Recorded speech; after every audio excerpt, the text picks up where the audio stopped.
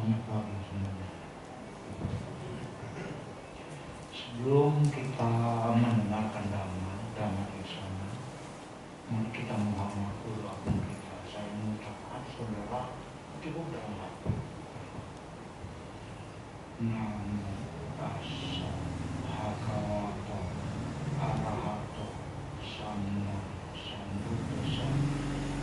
Namo tassa bhagavato arahato samma sambuddhassa. Namo tassa bhagavato arahato samma sambuddhassa. Terima kasih. Saudara-saudara, ini merupakan disiplin korban COVID lagi dulu. Saya pakai sekarang. Jadi supaya ini sebenarnya sesuai dengan prinsip Dhamma, yaitu karma sutta, ya, di mana Sang Buddha membawakan kita menolong orang lain dengan menolong diri sendiri. Kita menolong diri sendiri dengan menolong orang lain. Salah satunya praktiknya adalah pakai masker. Jadi saya menolong orang lain tidak tertular. Kalau ada yang menular, saya tidak tertular. Praktiknya itu sebenarnya karma sutta. Itu sutta yang sulit sekali, bagaimana akrobat namanya. Ya. Baiklah, sebelum saya masuk ke topik yang di judul yang kita sudah bahas, saya akan menceritakan satu kejadian di Sawathi. Sawathi ini ada dua, Sawathi India ya. Sawathi India pada zaman Buddha waktu itu. Di mana saudara-saudara tadi di Manggala Sutta membacakan tentang Sawathi yang wiharati jetawane anata vinikasa arame, ya kan?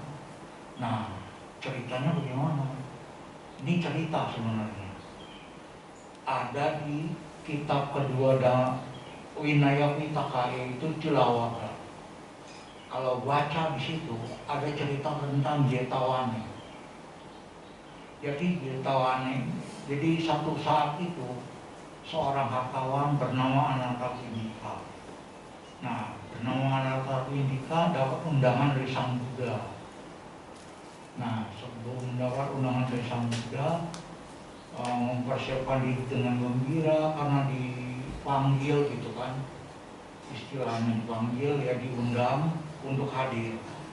Nah, hartawan ini mendengarkan ceramah Buddha di situ. Kemudian Sang Buddha menyatakan beliau berkenan di tempat yang sepi, sunyi, tenang, kayak gitu ya. Nah, akhirnya terpikir dalam diri Anathapindika. Jadi Anathapindika adalah hartawan saat itu. Ya, berpikir gimana caranya mempersembahkan tempat yang cocok untuk Sang Buddha menatap di kota Sawathi ini, ya, Sawathi. Nah, akhirnya dia renungkan, ketemu dari temannya ada punya satu hutan. Jadi Jeta namanya, temennya Jeta namanya, punya hutan. Ya, kemudian dinego oleh Anathapindika, apakah bisa direncanakan gitu ya. Nah, Pangeran Jeta pertama ya berseloroh di situ ya, kita bisa menganggapnya guyon atau apa ya, tapi berseloroh bisa saja katanya hutan saya, hutan Jeta direncanakan, tapi dibangun wihara, tapi harus tertutup oleh kovingan emas. Jangan dulu itu uang emas ya, kovingan emas. Jadi Jetawana itu, hutan Jeta itu ada sekitar 30 hektar lah kalau sekarang, 30 hektar. Nah, dibangun wihara. Nah, ketika ditutupi kovingan emas, akhirnya Anathapindika bernegosiasi dengan internalnya, karena di situ ada menteri-menterinya, disetujui. Oke, setuju, tutupi dengan uang emas. Jadi urunan tuh rame-rame menteri-menteri itu, termasuk Anathapindika. Akhirnya di situ satu tempat lokasi, tempat gerbang masuknya nggak ketutup oleh pingan emas. Nah akhirnya bilang, Anathapindika bilang sama Pangeran Jeka, nggak ketutup, sedikit lagi ada, sedikit lagi. Nah ini untuk ada gerbang. Akhirnya Pangeran Jeka menyetujui bahwa dia yang mendanakan untuk gerbang wihara diselesai. Akhirnya disepakatilah, akhirnya terjadilah wihara dengan gerbang yang tidak tertutup dengan emas itu dari Jeka.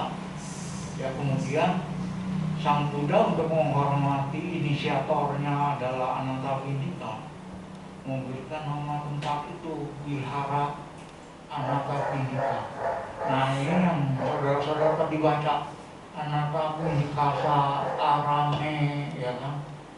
Itu sejarahnya itu hanya ada di Tipitaka, di kitab Cilawaga Vinaya Pitaka. Pernah baca Vinaya Pitaka? Bingung juga, ya kan? Saya kebetulan iseng aja lebih baca-baca. Gitu. Saya kan punya disiplin 20 menit sehari baca. Nah pas bagian Vinaya Pitaka, udah bagian Cilawaga, ada di Cilawaga itu di tengahnya ada kisah Jetawana dan Anathapindika. Wah ini menarik, ada di situ, ada di situ. Nah sekarang karena saya baca duluan, saya bagi-bagi kepada saudara, pada ibu bapak Anathapindika, ya. Jadi hartawan yang mendanakan itu, kemudian dibangun wihara, sehingga sebagian besar kehidupan anak muda tinggal di sana, babarkan dhamma. Nah, tujuan pembabaran dhamma dari Sang Buddha hanya satu, untuk menembus nibbana. Hakikatnya memahami 4 kebenaran mulia, jantung ajaran Buddha. 4 kebenaran mulia. Udah pernah dengar belum 4 kebenaran mulia? 4 kebenaran mulia. Dukkha Arya Saca, ya. Kebenaran tentang dukkha. Kemudian 2, Samudaya Saca. Dukkha samudaya, ya. Asal mula dukkha itu ada asalnya. Yang pertama ada dukkha, yang kedua ada asalnya, yang ketiga ada padamnya dukkha, yang keempat ada cara untuk merealisasi padamnya dukkha. Hanya 4 ini tujuan Sang Buddha membawakan dhamma. Tapi setelah ditelaah sutanya, kita baca sutanya, Sang Buddha itu membawakan beragam, beda-beda, tapi ujungnya ke situ. Jadi mulai dari dana, sila, manfaat kehidupan surga, manfaat melepas, ya. Nah akhirnya kalau sudah siap, batin orang dibawa, diajarkan jantung ajaran Buddha, 4 kebenaran mulia. Nah ini kan terbukti waktu pertama kali 4 kebenaran mulia dibawakan kepada siapa? Kepada siapa? 5 pertama, ya kan? Kemudian Sang Buddha kan selama perjalanan itu ketemu biasa, dibawakan apa? Anubbhawikata, dana, sila, ya, begitu, manfaat surga, ya. Nah kemudian ujungnya, terakhirnya adalah 4 kebenaran mulia, dimulai selalu bertahap itu. Demikian juga kepada Anathapindika. Pertama kali Sang Buddha membawakan dalam Anguttara Nikaya, memanggil Anathapindika, diajarkan Anathapindika, ada kebahagiaan. Nah ini beda. Kalau tadi kan kebenaran mulia ada dukkha, ada kebahagiaan. Jadi namanya Ananya Sutta. Ini sering orang rasakan Ananya Sutta. Sutta tentang perbuatan tercela, ya, atau utang, perbuatan utang gitu, ya. Nah Sang Buddha bilang di situ di Ananya Sutta. Jadi kita masuk ke dalam topiknya ya. Sang Buddha masuk ke topiknya. Ada loh kebahagiaan Anatawindika. Yaitu pertama adalah apa? Kebahagiaan memiliki harta. Memiliki harta. Kalau sebagai rumah tangga, Sang Buddha kan lihat-lihat biku apa rumah tangga. Oh ini saudagar, kasih tahu ada loh kebahagiaan, yaitu punya harta. Kamu hartawan, bahagia sebenarnya, betul nggak? Itu kenyataan yang dialami langsung. Ada kebahagiaan. Nah kemudian mereka kebahagiaan itu disebutkan juga oleh Sang Buddha. Ada harta. Yang kedua disebutkan juga kepada Anatawindika. Ada jenis kebahagiaan lain Anatawindika selain punya harta, yaitu bisa memanfaatkan, menggunakan harta itu. Menggunakan harta adalah satu kebahagiaan. Sang Buddha katakan itu. Kemudian yang ketiga, tadi menggunakan harta ya. Yang ketiga, menggunakan harta itu diperoleh tanpa celah. Tanpa celah, artinya apa? Tidak melanggar sila, ya. Kalau di Buddhis kan sila itu penting ya. Tidak dilanggar, nggak ada kekerasan di dalamnya, karuna jalan ya. Tapi harta itu diperoleh dengan tanpa celah. Nah, tanpa celah ini tak satu proses. Kalau di jalan beliau Nusudawara itu pikiran benar, sama sangkako, nggak ada kekerasan dalamnya, awihimta. Ya. Nah itu yang ketiga. Yang keempat, Sang Buddha bilang, kalau seseorang nggak punya utang, itu juga bahagia loh. Kalau orang utang kan dikejar-kejar ya, kapan nih lunas, kapan lunas. Jangan mau utang, zaman sekarang listrik aja disebut utang, betul nggak? Tagihan berapa? Tagihan berapa? Oh, itu udah mengurangi kebahagiaan, nggak tenang lagi. Ya, jadi ada 4 tadi Ananya Sutta ya, Ananya Sutta.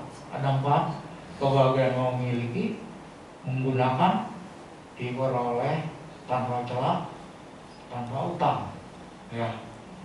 4 jenis inilah kebahagiaan Anatawindika. Demikian Sang Buddha mengatakan pada Anatawindika. Di Jetavana, Anatawindika juga diundang kembali dan Sang Buddha membawakan kembali kepada detail yang tadi, yaitu Kama Bogi Sutta. Nah, apa itu isinya Kama Bogi Sutta? Jadi, wahai Anatawindika, kemarilah. Kemudian mendekat, datang, menghormat, suruh sapa, ya, dikasih tahu. Di dalam menggunakan harta ada beberapa hal yang detail disebutkan. Di situ ada 10 detail. Kama Bogi Sutta. Ya. Jadi 3 yang pertama yaitu diperoleh dengan tidak benar. Diperoleh dengan kekerasan, korupsi, ya, nyogok, segala macamnya, itu kan nggak benar. Tapi dengan harta dapat harta. Nah, oleh Sang Buddha itu tidak dipuji. Yang jenis kedua, diperoleh hartanya dengan benar, ya, dan salah, 2 macam. Model kayak kita, kadang-kadang benar, kadang-kadang salah, ya kan? Sang Buddha di situ memuji yang benar, tidak memuji yang salah tetap. Nah, jenis yang ketiga adalah harta yang diperoleh dengan benar. Jadi tidak benar, campuran, benar. 3 ya. Nah, kemudian menggunakannya membuat orang bahagia yang punya harta itu. Jadi kita harus pakai. Kalau kita bahagia itu dengan membahagiakan diri sendiri. Sang Buddha memuji itu. Banyak orang yang berpandangan, Pak Selamat, saya punya uang lebih baik buat anak. Nah, saya berkorban dah katanya. Ternyata di suta itu disebutkan diri sendiri dulu bahagiakan, baru anak, ya kan? Kalau dia tidak membahagiakan diri sendiri, itu cara diperoleh dengan benar pun dia tidak membahagiakan diri sendiri. Ya, nilainya akan turun.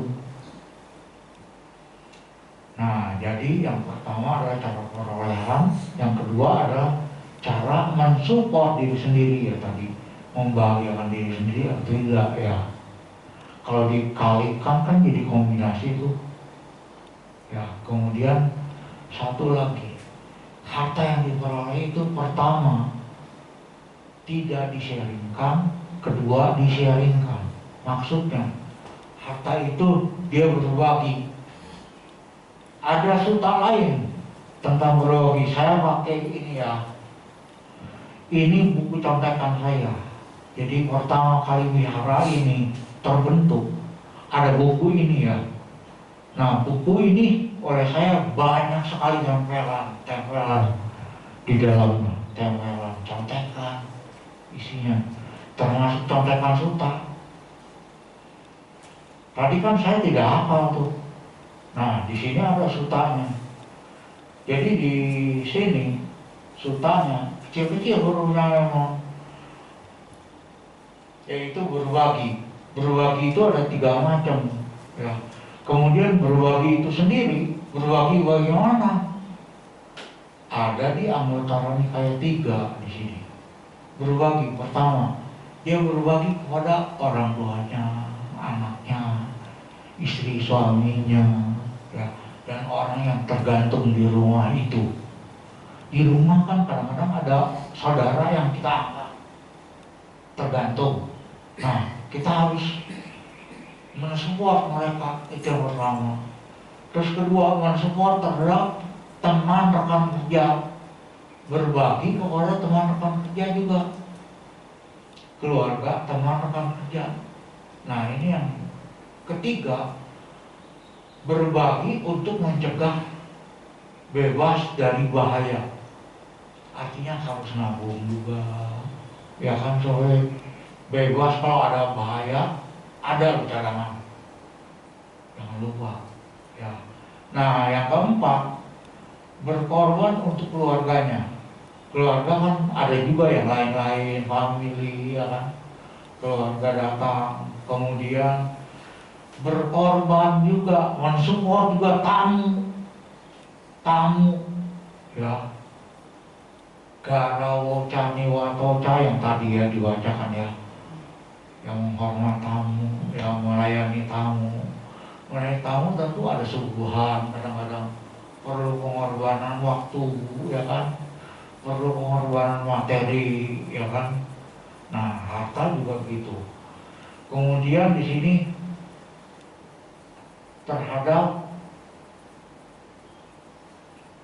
peta bali, tadi nakti bali keluarga ya, kemudian ati bali tamu, kemudian yang ketiga peta bali, dia mensupport mereka yang telah meninggal.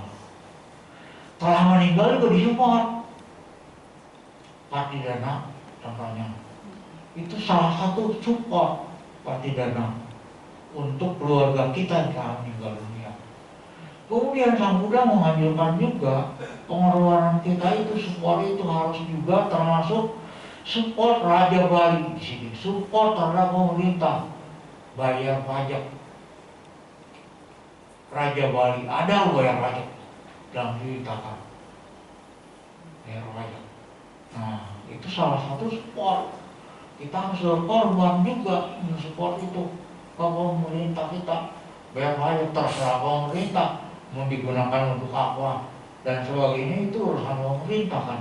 Yang penting kita menunaikan tugas kita, support tadi watidana ya, kemudian support terhadap pajak pemerintah. Kemudian di sini disebut support terhadap dewa Tabari. Nah, ini rata-rata dilakukan orang Bali. Orang Bali pagi-pagi mereka ada persembahan untuk para dewa ya. Rata-rata Pak, itu kan Bali istilahnya. Kita kan bisa juga, ya kan? Ada biku-biku tertentu, dia rutin kalau pagi keluar botol aqua danang, gerojok-gerojok di pinggir pohon, bilang sama dewa minum, dewa minum, hanya air loh. Support terhadap dewata. Ya. Kemudian di sini disebut support terhadap samana dan praktisi moral yang baik. Support terhadap brahmana dan praktisi moral yang baik. Nah, jadi harta yang diperoleh ada dua, support dan tidak kan. Tidak support dan support gitu kan.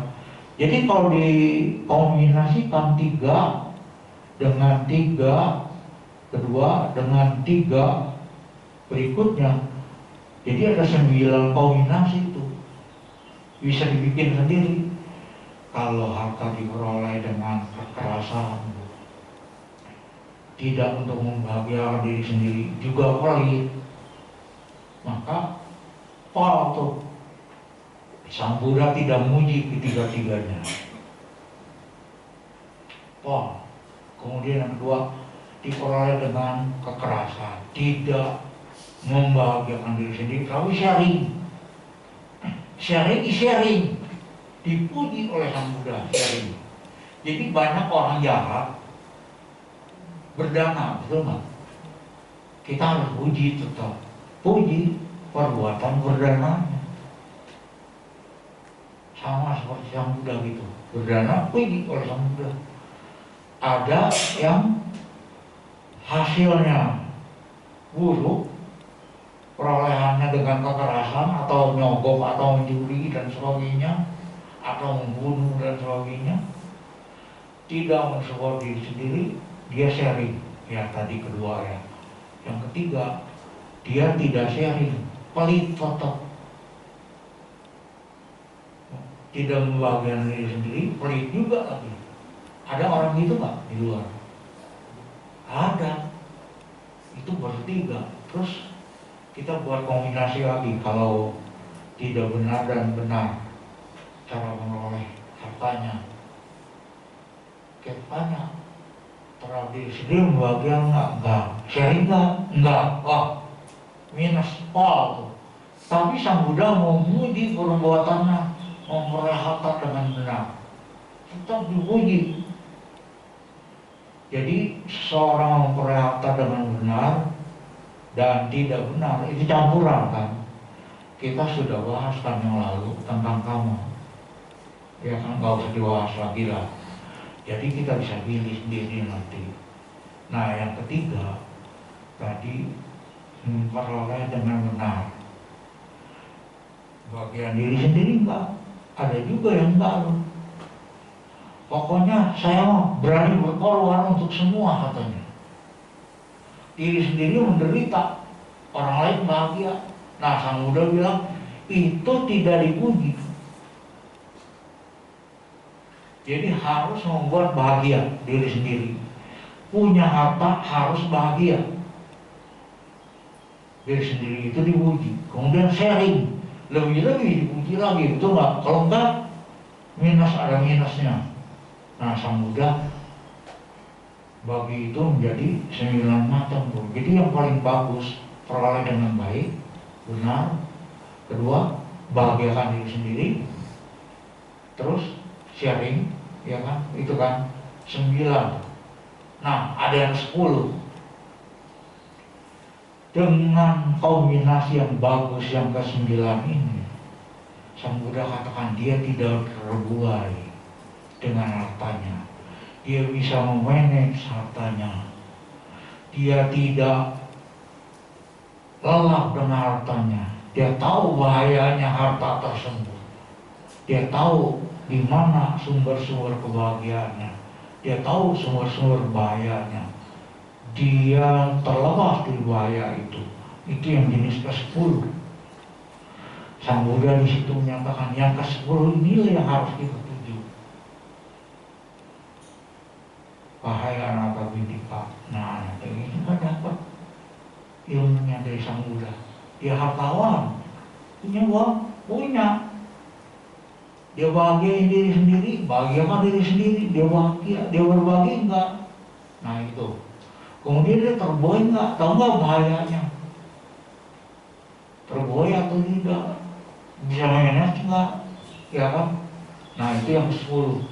Nah setelah anak Bidika siap dengan hartanya itu dan kebahagiaannya, batinnya siap, baru disebut oleh Sang Buddha empat kebenaran mulia. Diajarkan, anak Bidika, ada lo duka, duka Arya saja, ada lo duka. Artinya hidup ini ada bahagia, ada duka. Tapi yang bahagianya kan komputer terus ya, sembunyi, betul nggak? Orang nggak tahu, sembunyi dulu, orang nggak tahu. Nah, di sini tugas kita umat Buddha, kasih tahu ada kebahagiaan, ada juga penderitaan, dua-dua ada. Hidup ini, ya. Jadi Sang Buddha mengajarkan ada duka, karena anak Bidika sudah siap, baru dibawakan ke kebenaran mulia. Kalau itu di pertama, nyangkal terus, nggak siap batinnya. Nah beliau siap batinnya. Ya jadi bagi saudara-saudara, jadi jangan khawatir dengan hidup ini adalah duka, itu pesimis. Ya kalau hidup ada duka, tapi yang jelas hidup ada suka ada duka, ada suka ada duka. Tentu paralel dengan duka ada sebabnya, suka juga pasti ada sebabnya. Nah sebabnya sudah tahu tadi, cara perolehnya, ya kan, cara menggunakannya untuk pribadi, untuk orang lain, ya kan, udah tahu. Ada bebas dari duka, nah, ada bahagia, betul nggak? Tentu ada caranya kan. Caranya tadi sudah dikasih tahu. Kemudian Sang Buddha, cara bebas dari duka, bukan dukanya dihilangkan, duka kenyataan, harus terima ada duka. Tapi sebabnya harus dibasmi, caranya harus dijalankan. Caranya itu jalan mulia 8. Pengertian benar, pikiran benar, ucapan benar, perbuatan benar, penghidupan benar, daya upayanya benar, perhatian yang benar, konsentrasi yang benar, 8 itu. Nah, jantung ajaran Buddha itu diajarkan kepada orang yang siap. Enggak semua pukul rata. Sang Buddha juga lihat. Beliau hebatnya bisa lihat kemampuan orang. Kalau kita enggak, sehingga pukul rata itu enggak kurikulum ya. Pukul rata itu wajar ya. Di mana-mana, karena instruktur nggak tahu muridnya siapa, pukul rata dulu, itu enggak diajarkan semua, nggak salah ya. Tapi teman-teman, ibu bapak ketika mengajarkan dhamma di luar, lihat-lihat teman ngobrol. Kalau teman ngobrol ini siap, baru kita yang dalam-dalam ngobrol. Bukan berarti pelit. Wah pelit ini ngomong selamat, kok ngomongnya gampang gitu kan. Lihat dulu dia siap nggak batinnya. Mengenai kesiapan batin ini, prakliknya nggak mudah ya. Contoh, suami istri kalau melanggar sila boleh nggak? Boleh kan? Nah, suami istri pulang kerja capek, suaminya pergi kafe, ya kan? Nah di kafe suaminya mau beli coklat dulu, beli roti dulu, seneng dong istrinya. Ya udah kamu ke kafe aja, yang penting gua mah coklat sama rotinya itu, ya kan, dia mau bersih. Nah lo istilahnya istrinya beresin rumah dah gitu ya.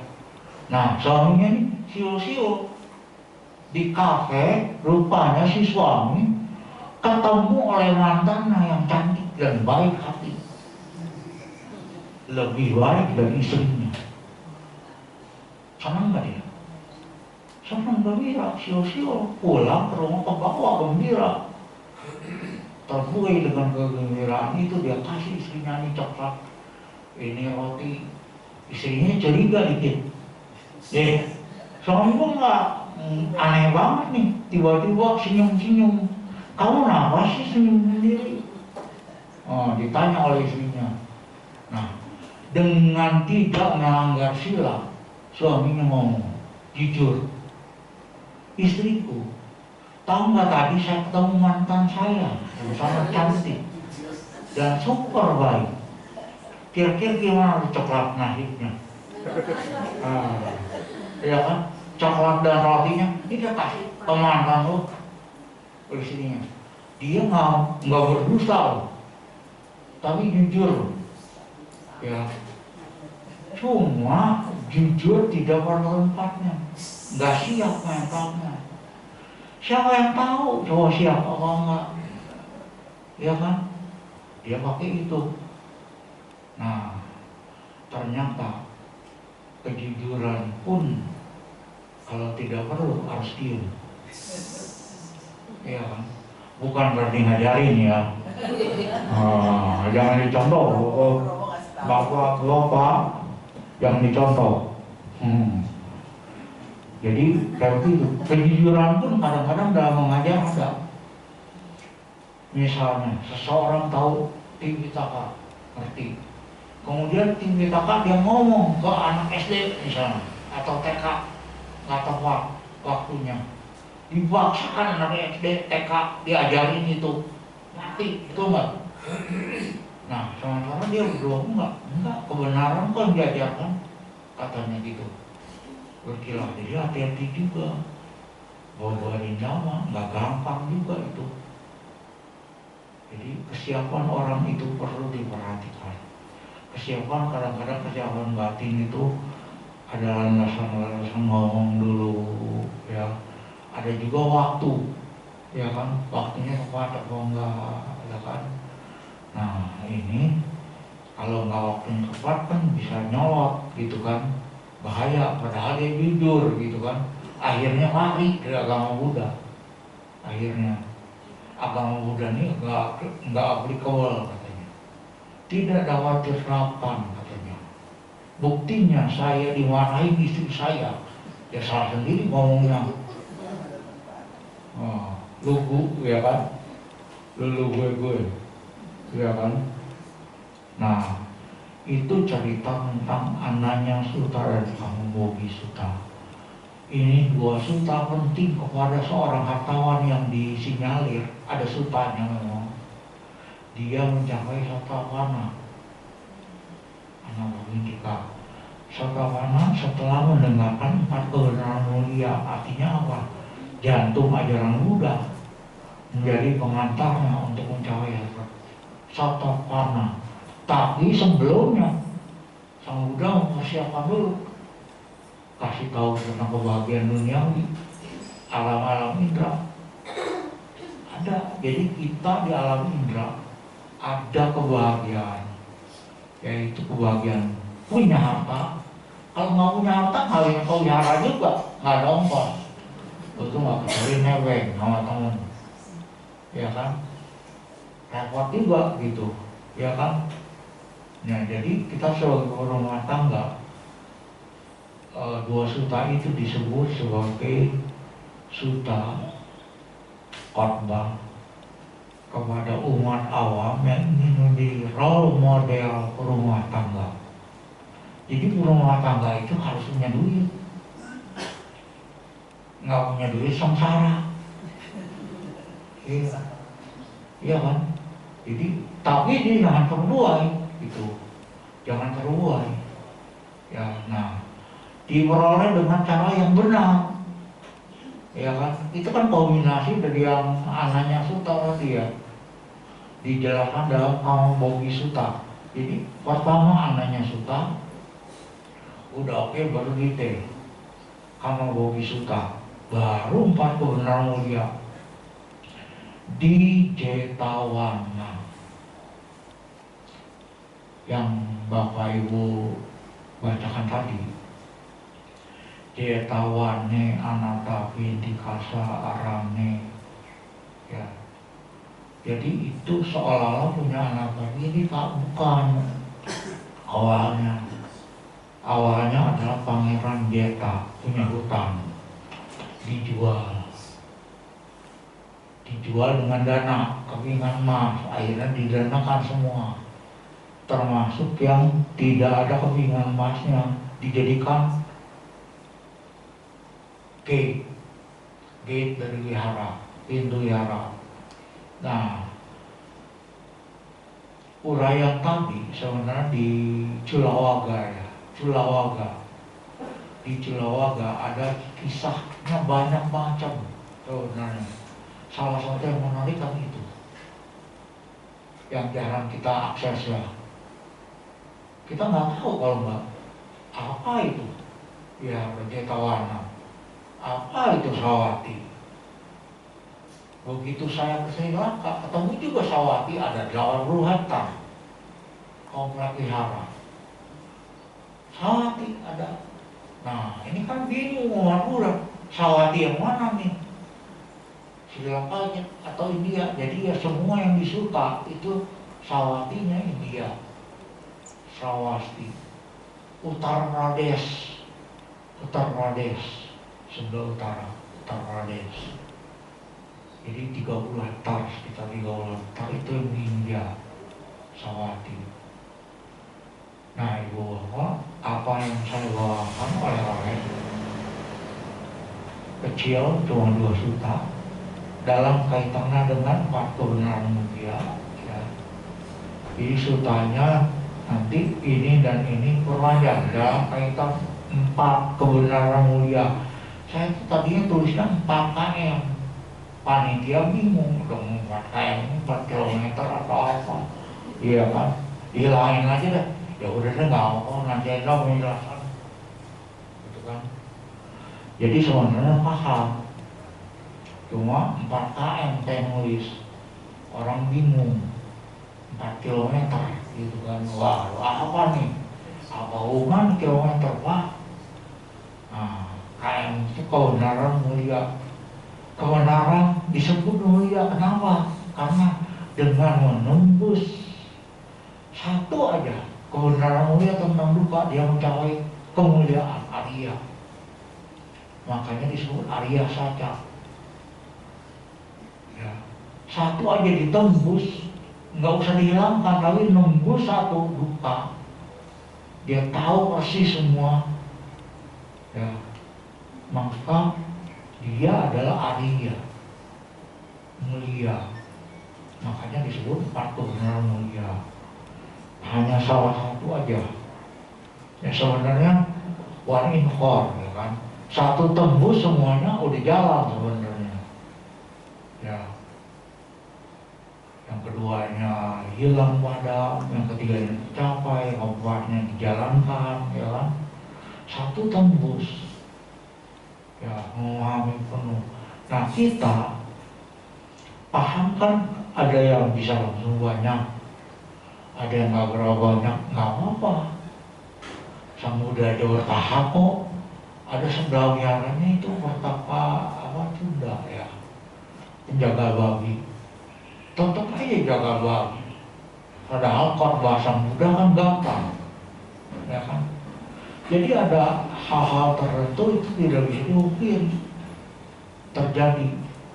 Kita juga begitu, paham buta nggak sepenuhnya. Misalnya lahir dua rakit mati, udah paham aja udah bagus, ya kan. Tapi banyak orang yang belum paham, betul nggak? Masih nangis-nangis saja nggak? Wajar tiap orang beda-beda kok, ya kan. Jadi jangan rendah diri karena tidak mengerti satu hal. Tenang aja.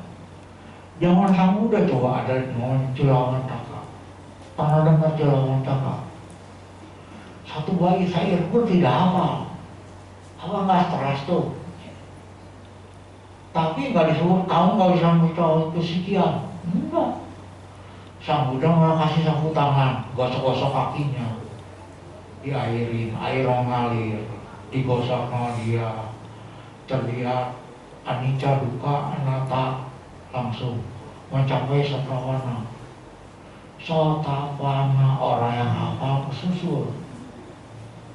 Kesusul, saya hafal kenapa? Karena kebanyakan baca. Kebanyakan baca kan gitu, baca sedikit, keingat semua. Baca sedikit, keingat semua. Seolah-olah ingatnya banyak, itu nggak? Karena keluar juga, nggak beda-beda dengan ibu apa. Pelupa, kayak biasa. Tapi karena keseringan baca, jadi pikiran itu integratif. Dia. Nah, demikian yang saya sampaikan. Apakah ada pertanyaan? Ada waktu? Apabila tidak ada waktu, katanya ada waktu. Oh, masih ada waktu, katanya silakan. Kalau bertanya, kalau bisa saya jawab, kalau nggak bisa PR. Iya, silakan. Ya, mungkin ada di antara kita yang ingin bertanya karena waktunya masih ada.